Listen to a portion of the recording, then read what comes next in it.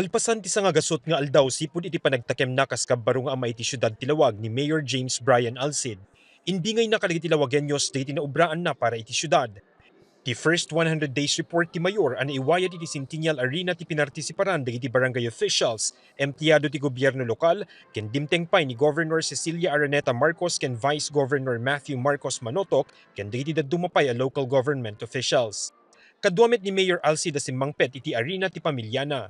Iti panagsarita na iti entablado ko na ti Mayor asaan na alinipat digiti karina kadagiti lawagenyos idi tiyempo ti kampanya ken nagserbi daytoy asanggir na iti panagserbi na iti publiko. Alagaan kayo gusto, magserbihan kayo kinamundo. Asahan niyo ti serbisyo nga alisto apan ang progreso. Awan makaawat ken makatulong kada kayo, ihanyo pada kalaway. Dagitoy abalikas, tinagbalin nga sa patak, kadigiti amin nga lawagenyo, dagitoy asalita itinagbalin nga sanggir ko, ang nga nangirubwat ken mangitite ipudlo nga serbisyo kadigiti amin nga lawagenyo. Nakasarsarita ti news team ti Mayor kalpasan iti pan nakideklara iti nangabak idi May 2025 elections. Kuna na agagem na iti pan nakapapintas ken pan nakapaiget ti sitwasyon ti Lawag City Public Market and Commercial Complex ken Lawag City General Hospital. Iti report na nadakamat na tinagbaliwan dagitoy sipud iti panagtugaw na kas Mayor. An all expense paid repainting package of these structures through our partnership with Pacific Paint Oisen Philippines Incorporated worth 5 million pesos. This grant saves some of the city funds which can now be diverted to other rehabilitation and improvement of services of the said institutions. Basar keng kuana nakitaan met iti panagnato ti performance rating ti LCGH ang nagbalin met arason iti matuan ti satisfactory rating ti ospital kadagiti napalpalabas as nga gasot nga aldaw. Inbida na pa iti nangat-ngato ang napastekan ti ospital lumaidasig ti kapada abulan iti naglabas atawen.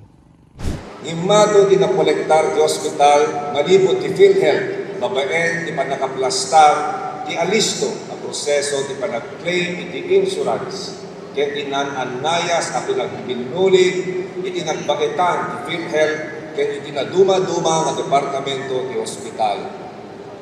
Manipod iti professional fees ti doktor ken espesyalista 91% tinagatuan na tinakolektar kita atawen. Tinaglabas sa tawen 2024 for the months of July to September at that koleksyon manipod PhilHealth iti ospital na agarot na 13 million pesos.